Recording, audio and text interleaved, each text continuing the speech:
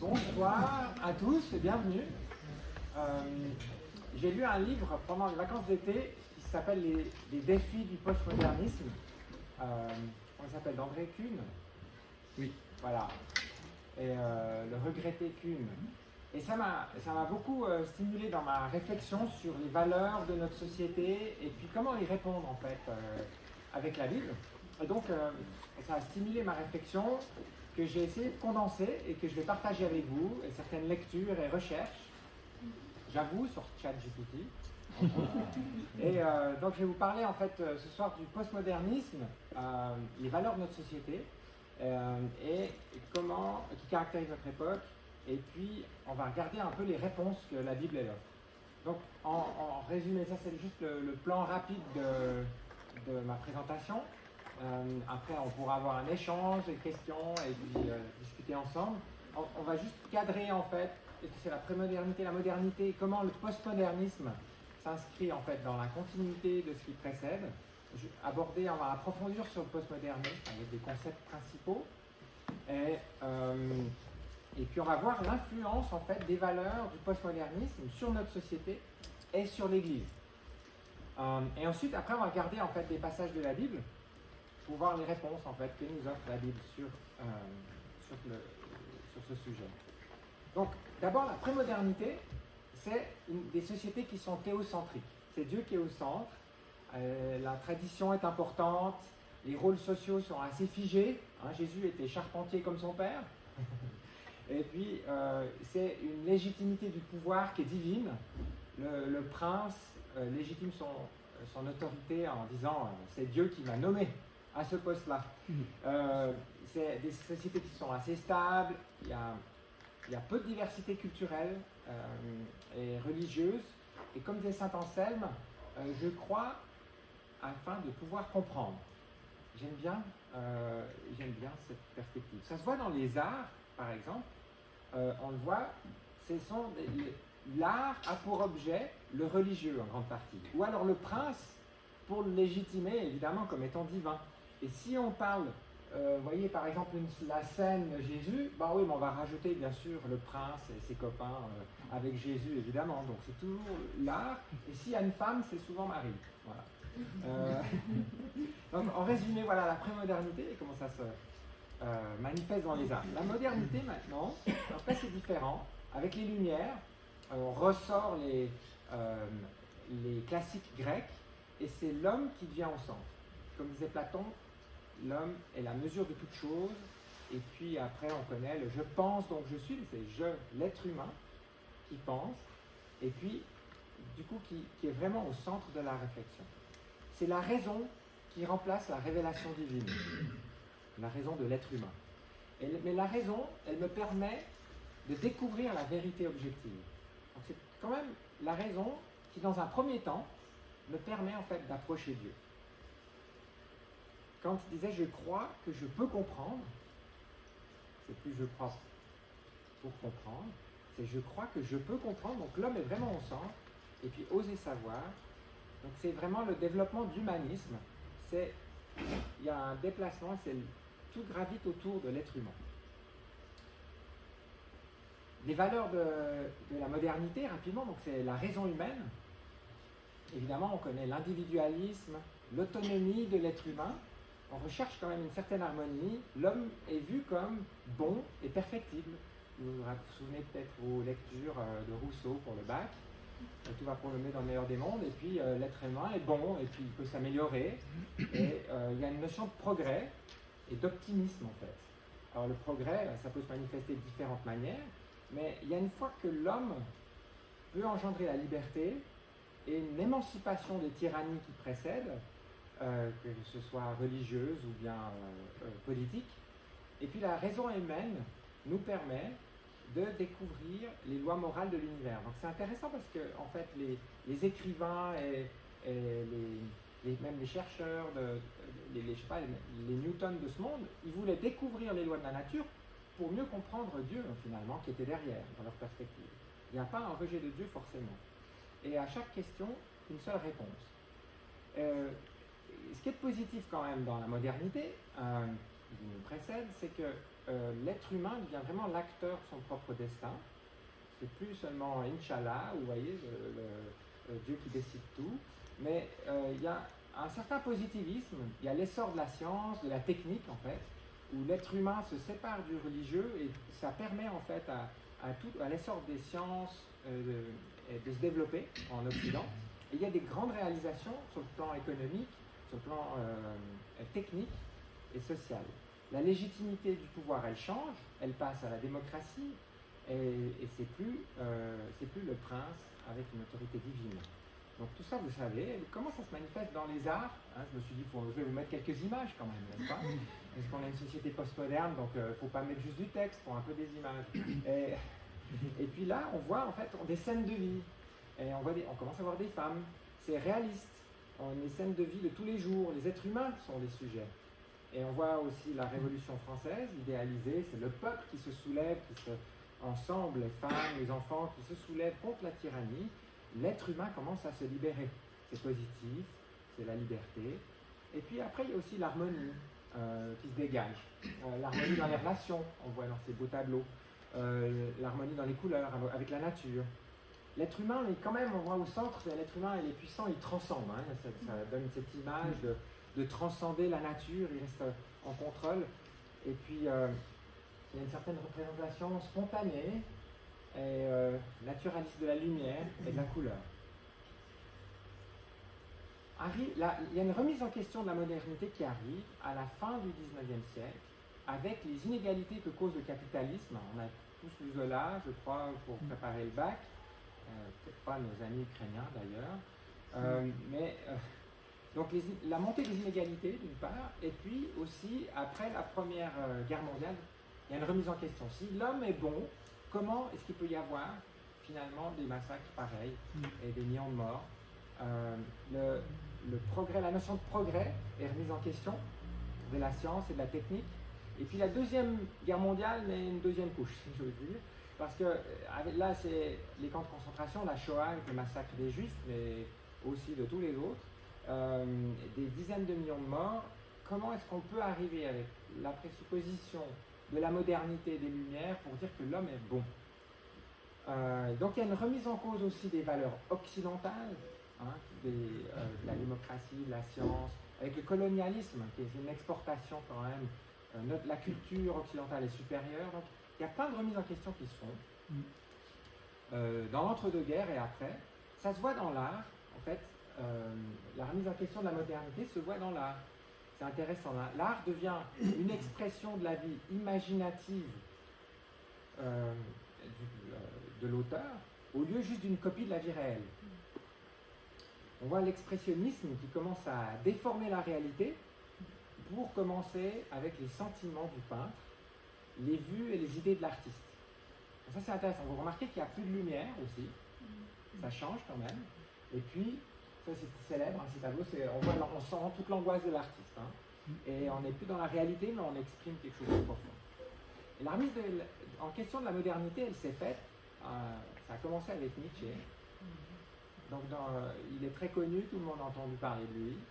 Et en fait, lui, il critique la modernité, déjà dans la deuxième partie du XIXe siècle, et il pose déjà les bases du postmodernisme. En fait, il conteste l'unicité du monde, qui était un concept fondamental dans les Lumières. Pour lui, le monde est fait de fragments différents les uns des autres. Et là, il y a un concept de fragmentation sur lequel on reviendra, qui est très important. Pour Nietzsche, il n'existe pas de valeur extérieure à l'homme. La vérité est illusoire, la vérité n'existe pas. Les vérités sont des illusions pour lui. La connaissance est une question de perspective et la connaissance est une interprétation. Et toute interprétation est du mensonge. Donc, on se rapproche du nihilisme, hein, on arrive, il arrive à dire Dieu est mort, et on peut être sûr de rien. Donc ça, on connaît tous Dieu est mort. Mais en fait, il va plus loin parce qu'il en mesure les conséquences de ce qu'il dit. C'est-à-dire qu'on peut être sûr de rien. Si Dieu est mort, la morale est un mensonge. Donc lui, s'est efforcé aussi de démasquer, on va dire, les motivations de ceux qui prétendaient détenir la vérité et puis qui utilisait finalement des idéologies, ou bien la religion, ou la richesse, pour dominer les autres. Donc il dit en fait, il y en a qui prétendent détenir la vérité, mais en fait, ils utilisent ça comme outil d'oppression pour les autres, et donc il parle de la volonté de puissance. Donc le langage, pour lui, crée des vérités. Et le langage est un système d'interprétation. C'est repris, en fait, ces idées, toutes ces idées, sont reprises par les auteurs postmodernistes. Donc Nietzsche, il voyait bien que la fin du théisme, la fin de Dieu, dans la société, ça entraîne la fin de toute valeur objective, ça entraîne la fin du sens et de la signification. Et il prévoit le retour de la barbarie dans un monde sans Dieu. Donc, il ne s'est pas trompé quand on voit ce qui a suivi au XXe siècle. Donc maintenant, passons au postmodernisme. Donc le mouvement postmoderniste apparaît dans les années 70, en fait. C'est un mouvement philosophique et aussi qui apparaît dans les arts, la littérature, l'architecture, et qui remet en cause le positivisme et le modernisme, et la recherche de la vérité des grands récits, et qui remet en question les métanarratifs, les grands récits qui donnent un sens, voyez, à ce qu'on vit. Donc ils remettent en question plein de choses. D'abord le pouvoir, donc ça c'est juste à un niveau général, mais après je vais creuser un peu plus en détail. Ça remet en question les rapports, les arguments d'autorité, les structures de pouvoir. Ça rejette toutes les vérités en fait absolues. Et ça part vraiment, la valeur c'est l'individualisme et la fragmentation de la société et des identités. C'est une valorisation de la pluralité et de la diversité. On le voit bien dans nos sociétés, on va y revenir. Et puis il y a une méfiance envers le progrès et la rationalité qui étaient vraiment les caractéristiques de la modernité. Et donc ça arrive finalement à un relativisme moral. Vous arrivez à me suivre, ça va? J'essaie de garder un rythme pour pas qu'on s'endorme, c'est vendredi soir. Donc d'abord, les postmodernes sont vraiment, en fait, il y a un rejet des arguments d'autorité et c'est ils essaient de déconstruire, ça c'est un terme qu'ils adorent, qui a été utilisé par les auteurs, c'est de déconstruire finalement les rapports de pouvoir. Comme c'est, vous voyez, la notion de puissance de Nietzsche, ils disent, bon, alors ils reprennent ça en fait, il faut déconstruire tout le pouvoir, les structures de pouvoir se cristallisent finalement dans des institutions sociales, dans l'État, dans la religion, dans l'Église, Foucault, c'est dans la psychiatrie, même dans la médecine, le système carcéral, dans le paternalisme, etc. Toutes les institutions sociales, en fait, cristallisent des rapports de pouvoir et d'oppression. Et donc, ces institutions sociales maintiennent des inégalités. Et ça met donc en évidence ces rapports de pouvoir, et même dans le langage. Que le langage, c'est pour ça qu'on a changé avec le langage inclusif, ça vient de là en fait. Parce que le langage exprimerait les rapports de pouvoir et les rapports de force. Donc il y a une posture en fait qui est finalement de victimisation, je trouve, face aux rapports de force, qui est encouragée par le postmodernisme. La vérité, selon le postmodernisme, c'est qu'il n'y en a pas. Donc le postmodernisme rejette l'idée de vérité universelle. Et peut-être ça vous est arrivé dans des discussions avec des amis où vous n'êtes pas d'accord, puis votre ami vous dit « Ah bon, ça c'est ta vérité, c'est pas la mienne. » Ben, moi quand j'étais jeune, j'aurais jamais entendu un argument pareil. Il y a une vérité, il n'y en a pas deux. Mais maintenant, la vérité, et voilà, elle est multiple en fait. Et le postmodernisme affirme que la vérité, elle est subjective, elle est contextuelle, selon le contexte social, culturel, selon l'époque, etc. Et chaque individu et culture peut créer sa vérité. Donc, on va même en fait jusqu'à remettre les faits en question. Et je trouve que ça, c'est en fait une position paradoxale du postmodernisme, c'est-à-dire que la vérité, c'est qu'il n'y en a pas. Donc, c'est une vérité qu'il n'y a pas de vérité. Vous voyez, donc ça se contredit quand même, n'est-ce pas? Donc le postmodernisme, il valorise l'individualisme et puis la recherche personnelle de sens. Donc ça se méfie de tous les narratifs qui donneraient un sens extérieur et des structures collectives, des institutions sociales, vous l'avez compris. Et puis là, c'est le « je ressens, donc je suis ». C'est plus je pense, c'est plus le rationnel, c'est je ressens, c'est le primat des émotions. D'accord. Et ça, on le voit bien dans notre société. Et c'est l'importance de la subjectivité des sentiments. Fragmentation, donc j'y reviens. Vous vous souvenez de Nietzsche? C'est pas nécessaire de prendre des photos de la présentation, je vous la donne volontiers, je vous l'envoie par email après, si vous épargnez l'appareil photo. J'en ai volontiers à disposition. Donc, dans la société postmoderne, les identités sont multiples, elles sont fluides et changeantes, on l'a remarqué, et l'identité peut être définie par tout le monde en fonction de ses désirs, de ses expériences, sans référence à des normes externes. Et le sens de la vie, il dépend de moi. C'est à moi, en fait, c'est à nous-mêmes de nous créer, à chaque individu, de créer son propre sens en fonction de lui, en fonction de notre vision du monde et de notre expérience de vie. Il n'y a pas un sens de la vie universel, chacun doit le trouver en fonction de soi-même. Et aucune vision ne prévaut sur une autre. Quoique, parce que on voit quand même avec la cancel culture que quand on n'est pas d'accord avec une certaine vision du monde, eh bien, on peut quand même s'être remis en question. Donc, le postmodernisme, finalement, a commencé à montrer ses limites, on dit. Il y a forcément un relativisme moral du postmodernisme. Et puisque les normes morales sont relatives, ça change d'une époque à l'autre, il n'y a pas de normes morales qui soient universelles et objectives. C'est défini en fonction de l'individu dans son époque. Donc l'impact sur la culture contemporaine, on le voit en fait, il y a certains bons côtés, c'est qu'on favorise l'acceptation des différences, clairement, et des groupes qui sont des groupes minoritaires dans la société qui ont pu être opprimés, clairement. Donc il y a une reconnaissance finalement de cette souffrance et de ces groupes minorisés.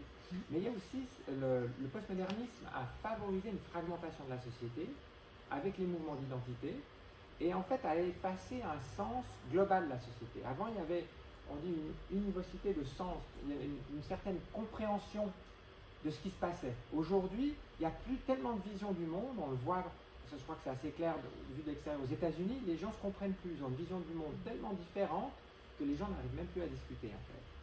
Il n'y a plus de critères absolus qui soient sur lesquels tout le monde soit d'accord. Ça valorise l'expérience, mais aussi le sensuel, le corps. Je me souviens à plein palais, la ville de Genève l'été dernier, faisait une publicité fière de nos corps. C'est pas de notre esprit, hein. Vous voyez, c'est fou. On est une société, le postmodernisme finalement valorise le corps, l'expérience et le sensoriel, et aussi permet des dérives vers les drogues en fait, puisque c'est l'expérience, les voyages dans la drogue sont finalement banalisés.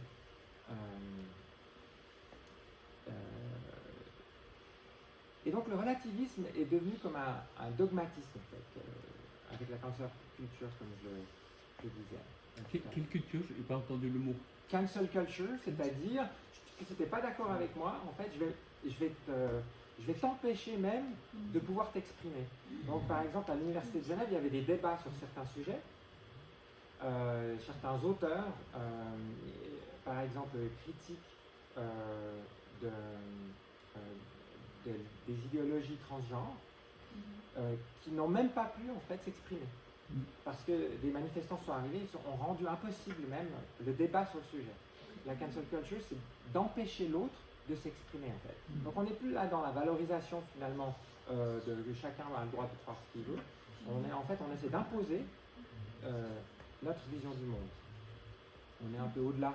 Les auteurs du postmodernisme, juste pour les mentionner en passant, c'est Michel Foucault qui critiquait les institutions sociales, que je disais comme la médecine, la psychiatrie, le système carcéral, qui a étudié le pouvoir, la connaissance, et puis et qui parlait plus d'univers, mais de multivers, hein, parce qu'il y a plusieurs.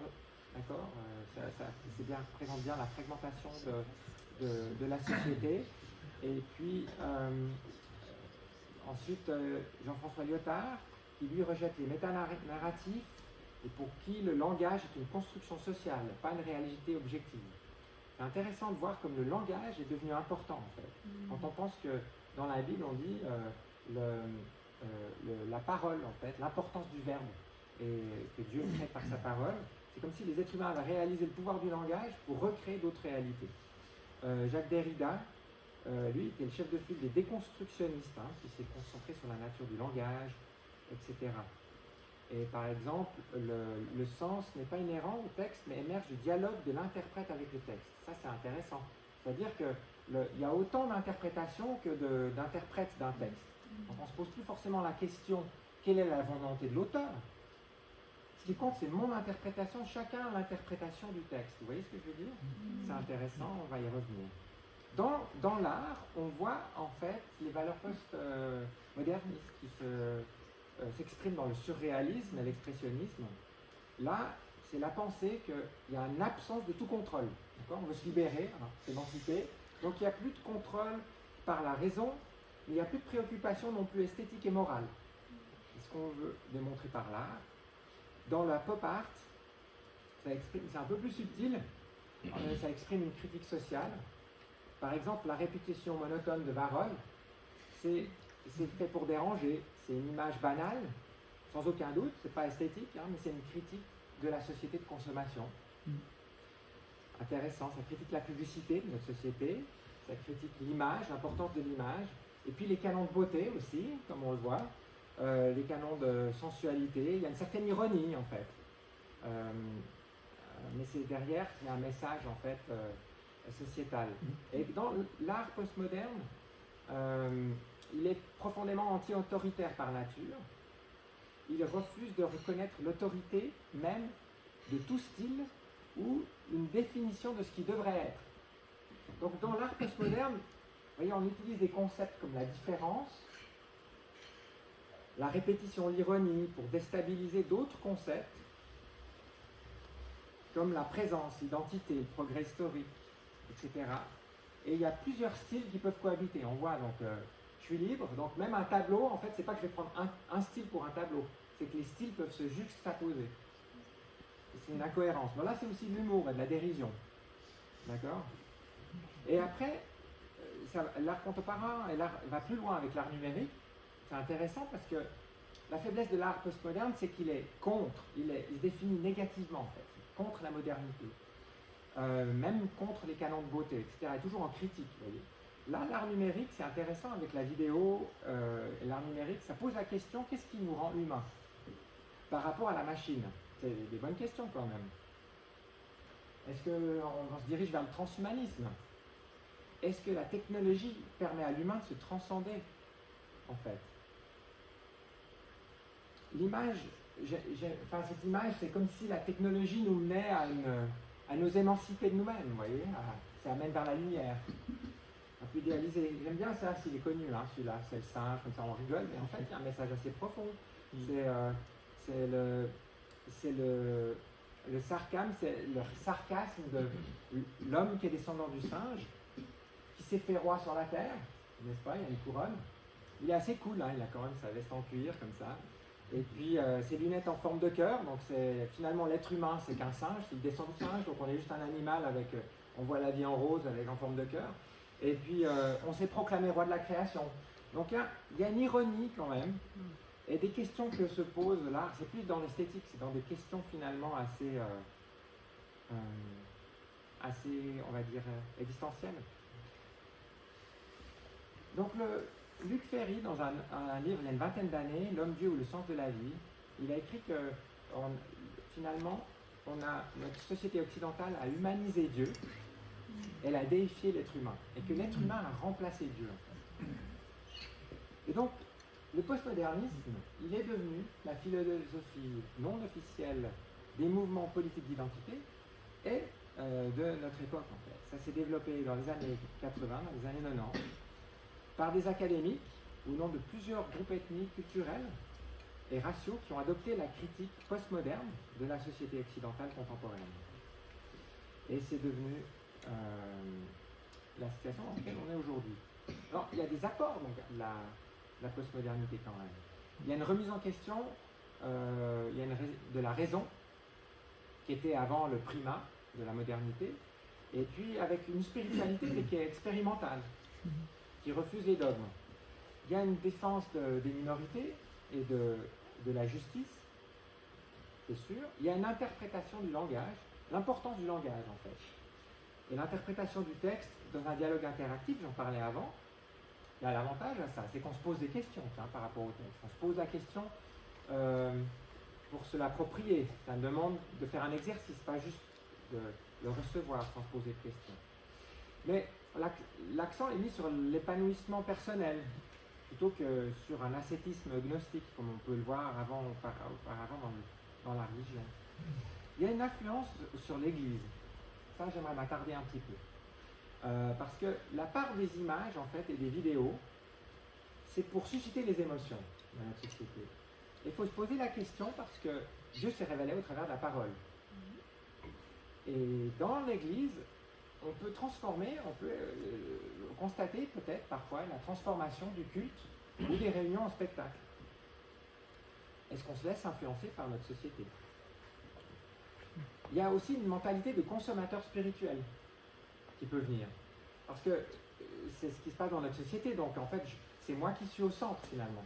Je sais ce que j'ai besoin, et puis ce qui compte, c'est mon épanouissement personnel.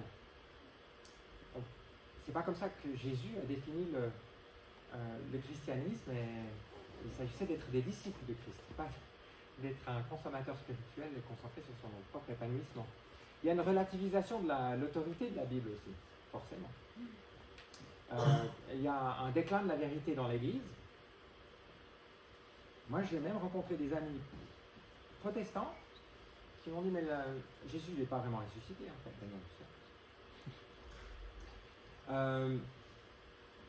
donc, les dogmes, finalement, de l'Église, de la parole de Dieu, les fondamentaux sont remis en question. Et dans l'herméneutique, c'est-à-dire l'interprétation, chacun son herméneutique, n'est-ce pas, comme dans la société. Et quelle était l'intention de Dieu dans ce qu'il écrit, en fait? Parce que c'est la question qu'on se pose, où on utilise simplement, vous voyez, l'herméneutique de notre époque pour se dire, j'interprète, c'est mon dialogue finalement avec le texte qui compte, et j'en retire ma propre interprétation. Il y a donc un pluralisme dans l'Église aussi, c'est clair, avec un relativisme de la morale, une relativisation de la morale. Et puis, c'est le primat du présent. On vit dans le présent. C'est l'épanouissement, donc c'est la jouissance présente. Et peut-être on est influencé aussi dans l'Église. De l'oubli du passé, la Bible parle beaucoup en fait, de se souvenir, de où on vient, et de l'espérance. Oui, vivre dans le présent. Jésus incitait à vivre dans le présent, mais il y a une notion en fait du temps dans la Bible et dans la révélation qui tient compte de l'espérance, de l'avenir, de où on va et de comprendre d'où on vient, si on veut vraiment comprendre notre identité. Et il y a forcément une contestation de l'autorité, donc du leadership, de l'autorité en général, et puis ça se concrétise finalement par un refus d'engagement. Alors, quelles sont les réponses de la Bible face au postmodernisme? Alors, voyez ça comme un premier geste, s'il vous plaît. J'ai entamé cette réflexion, j'ai lu un bouquin, j'ai lu différentes choses, j'ai réfléchi là-dessus, mais c'est vraiment, je pense, un sujet à approfondir et à creuser. Et voyez ça, s'il vous plaît, encore une fois, venez me voir, et je pense qu'il y a des choses encore à construire dans cette réflexion, qui est importante, en fait, face aux valeurs de notre société. Alors, comme Paul disait, je me fais tout à tous, si c'est possible, pour en convaincre quelques-uns et les amener au salut par tous les moyens. Donc d'un côté, Paul il disait ça, on disait alors il veut vraiment se faire tout à tous, donc peut-être se fondre dans la société de l'époque. L'un de l'autre il disait, ne vous conformez pas au monde actuel, mais laissez-vous transformer par le renouvellement de votre pensée pour pouvoir discerner la volonté de Dieu, ce qui est bon, ce qui lui plaît et ce qui est parfait en Romains. Donc on peut ressentir une tension en fait, n'est-ce pas, entre je veux pas être un moine asocial et m'isoler de la société, mais en même temps, je veux quand même ne pas me conformer au monde et être droit dans mes bottes comme disciple de Christ. Et donc la parole nous dit, vous êtes dans le monde comme des étrangers. Nous sommes de passage sur cette terre et notre identité ne vient pas de cette terre. C'est pourquoi je vous le demande, ne cédez pas aux désirs de votre propre nature, ils font la guerre à l'âme. Nous allons y revenir. Donc les réponses de la Bible, elles sont à plusieurs niveaux en fait, je pense face aux valeurs postmodernes. Déjà, il y a un métanarratif dans la Bible, c'est le métanarratif par excellence, authentique. Ensuite, on va parler des notions de pouvoir, d'autorité, de la vérité, et de l'identité de l'être humain, en fait, comment la Bible présente ça, l'individu et de la communauté, du désir et du ressenti, la voix et l'appel de Dieu, et puis finalement les conséquences de la mort de Dieu, hein, que Nietzsche a prédit, et de voir qu'est-ce que la Bible dit à ce sujet-là. Donc, la Bible, elle rend témoignage du méta-narratif de Dieu. La Bible, c'est comme un mode d'emploi pour comprendre le monde, notre relation avec Dieu, et notre place dans ce monde, et le sens de la vie. Et si je résume, on n'engage que moi, si je résume le narratif de la Bible en quelques phrases, c'est que l'être humain, il est à l'image et à la ressemblance de Dieu. On a été créé par Dieu, voulu par lui, et que sans lui, on est orphelin, on est perdu en fait. Et on a un côté sombre, la Bible nous dit qu'on a un côté sombre, on a une tendance à se détruire. J'ai la chance de faire du coaching, et puis alors, dans le coaching, on parle de se saborder, vous savez, en psychologie. Donc c'est comme si, là, vous voyez, notre époque réutilise certains termes. On a un côté sombre, et des fois c'est vrai, on peut se saborder sur la ligne d'arrivée. La Bible parle de péché. Il faut faire face en fait. Et la Bible nous invite à avoir un regard authentique en fait sur nous-mêmes et à ne pas se voiler la face. Une autre chose qui est dans le narratif de Dieu, c'est que Dieu nous respecte profondément. Et que, en fait, la Bible dit que Dieu se cache. Il ne s'impose pas à nous. C'est à nous de le chercher. Et il nous invite à une remise en question authentique. À nous réconcilier avec lui. Et dans ce processus, on se réconcilie finalement avec soi-même. Au travers de Jésus-Christ. Et il nous invite en fait, finalement, à être ses partenaires. C'est assez incroyable. Il nous invite à devenir ses partenaires pour, dans ce monde, apporter son amour, sa joie, sa lumière, sa vie, et de partager, de vivre dans l'abondance, en fait, de revêtir sa compassion, et puis de l'apporter autour de nous, et de se laisser transformer. Ça, c'est le narratif pour moi de la Bible résumé sur une slide. Et si Jésus était postmoderne, je vais être un peu provocateur. À certains égards, Jésus est un postmoderne. Vous savez pourquoi? Parce que lui, il a intégré finalement les exclus et les opprimés.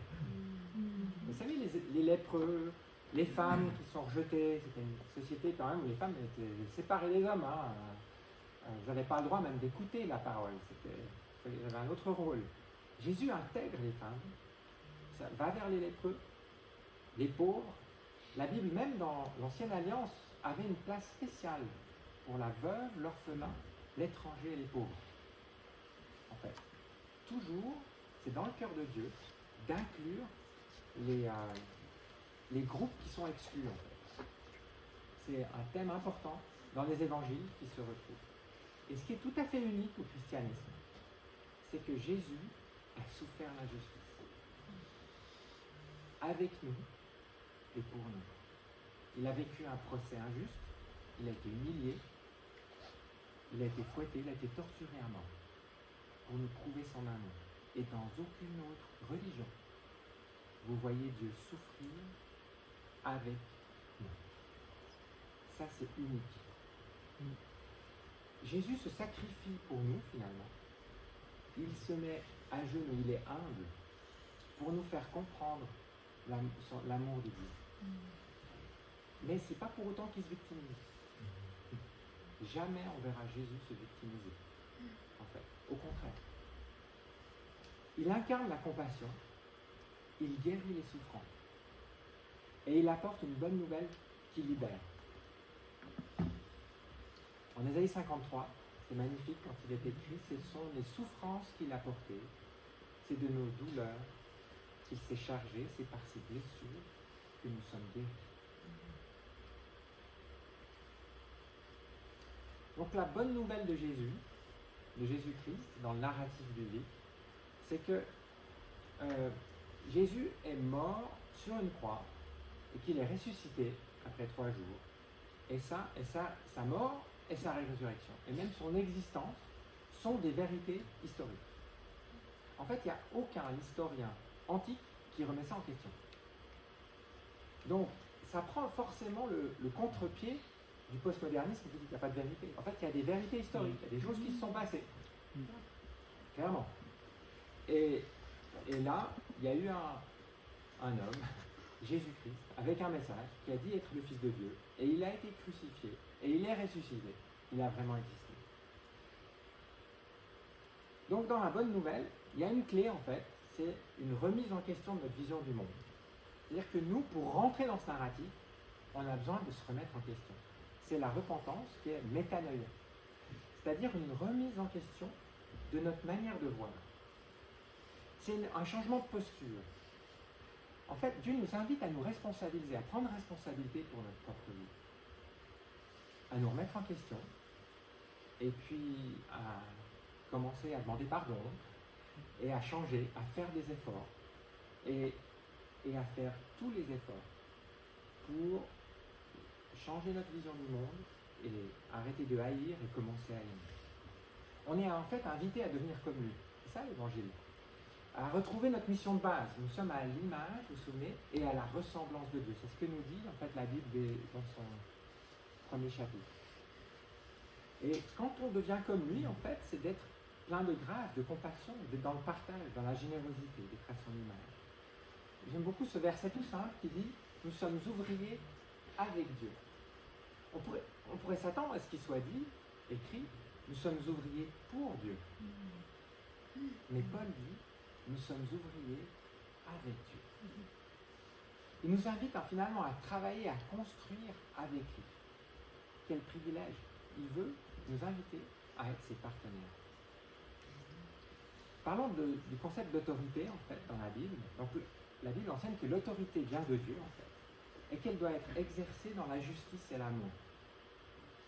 Et Jésus a montré, en fait, l'exemple de cette autorité en étant l'exemple même du serviteur leader. On utilise le terme anglophone maintenant, c'est les Américains qui ont sorti ça, c'est servant leadership, n'est-ce pas?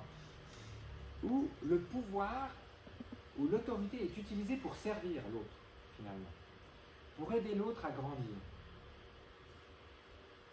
Et c'est intéressant parce que le terme autorité en grec, dans les évangiles, c'est une autorité qui édifie. C'est une autorité qui construit, exousia. C'est jamais une autorité qui rabaisse l'autre. Donc c'est pas la notion de puissance, un Nietzsche. C'est Dieu qui définit les termes de l'autorité. Regardons la notion de vérité dans la Bible.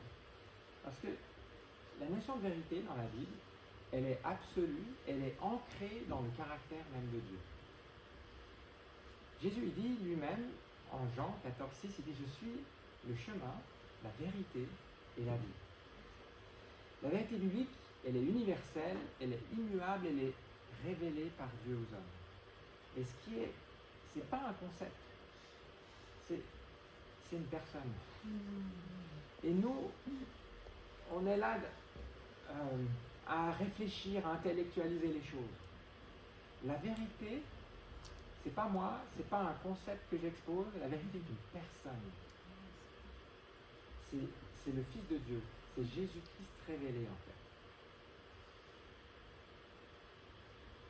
Quand on regarde en hébreu, la vérité, la langue hébraïque est tellement riche.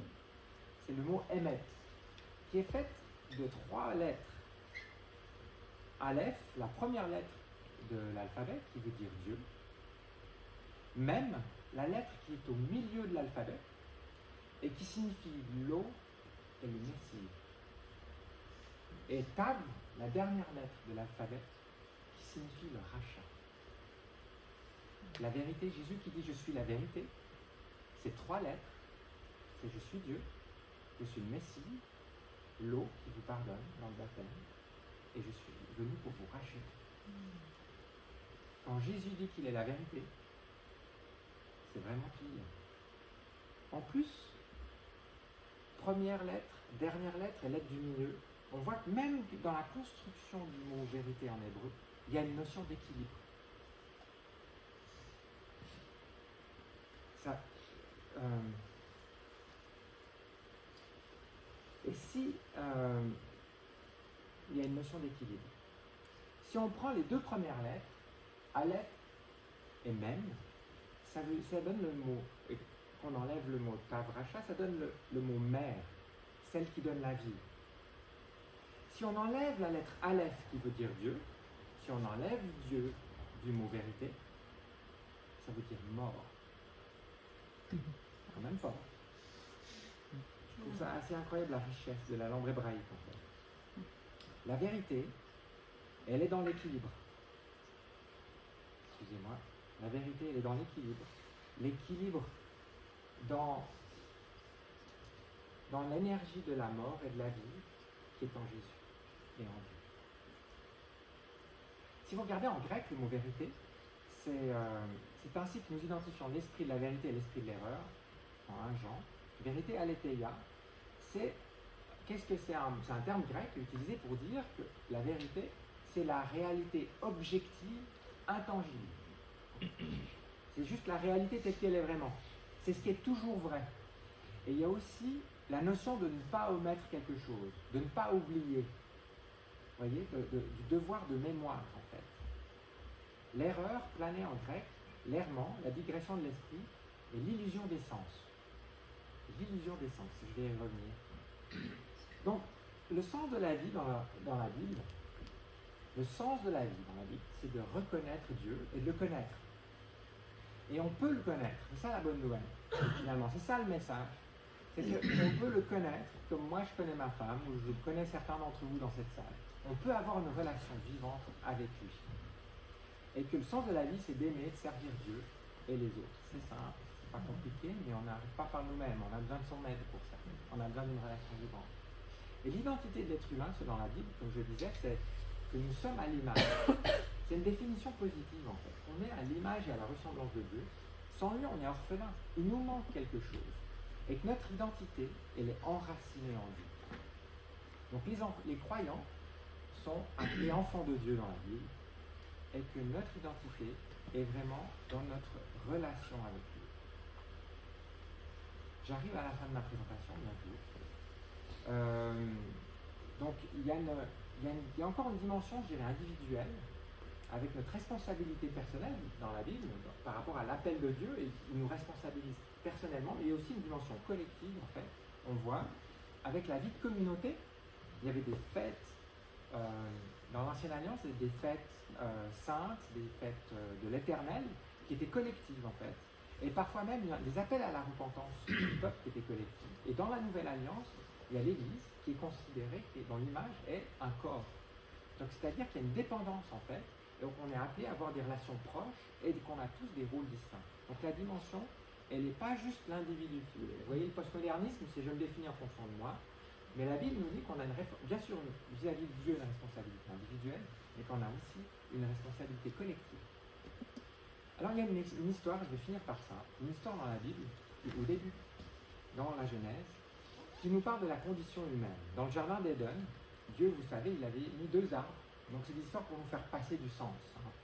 Et il y avait 2 arbres, un arbre de vie et un arbre de la connaissance du bien et du mal, qui est off-limit, auquel vous n'allez pas prendre le fruit. Tout le reste, vous pouvez le faire. Et puis un jour, forcément, alors il y a un serpent qui arrive et puis qui tente Adam et Ève, vous connaissez l'histoire. Et on pense que c'est juste pour la classe des enfants, mais en fait, pour les petits jeunes comme ça, mais en fait, il y a dans l'herméneutique juive, quand on écoute, excusez-moi, quand on écoute les rabbins, en fait, il y a, excusez-moi, j'arrive pas à retrouver ma souris, donc je vais me débrouiller sans ça. Il y a une interprétation qui est vraiment riche. Donc quand on voit la femme, c'est Ève, elle vit que l'arbre était porteur de fruits bons à manger, agréable à regarder et précieux pour ouvrir l'intelligence. Elle prit de son fruit et en mangea. Elle donna à son mari qui était avec elle et il en mangea. Leurs yeux à tous deux s'ouvrirent et ils prirent conscience qu'ils étaient nus. Et un peu plus loin, ils disent quand Dieu les rattrape un peu, il dit mais où est-ce que vous êtes passés? J'ai entendu ta voix dans le jardin et j'ai eu peur parce que j'étais nu, alors je me suis caché.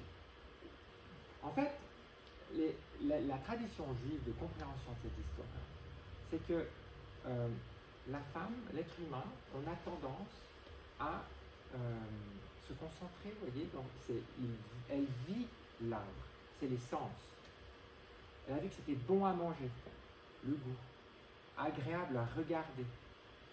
C'est l'emprise des sens pour ouvrir l'intelligence. Elle prend le fruit et après la conséquence de la transgression, c'est de se retrouver nus. Avant, ils étaient nus en fait, mais la nudité n'était pas un problème. La nudité comme image de nos fragilités, de notre vulnérabilité. Et en fait, quand on est en paix avec Dieu et qu'on accepte que c'est notre Père, la nudité et nos fragilités ne sont pas un problème parce qu'on sait qu'il nous aime tel que nous sommes. Mais quand on commence à se rebeller contre lui et à se mettre à la place de Dieu, on doit dire c'est moi le maître finalement, c'est moi qui vais décider du bien et du mal. C'est moi qui vais décider de mes valeurs. Laisse-moi décider. Vous pouvez, dit Dieu.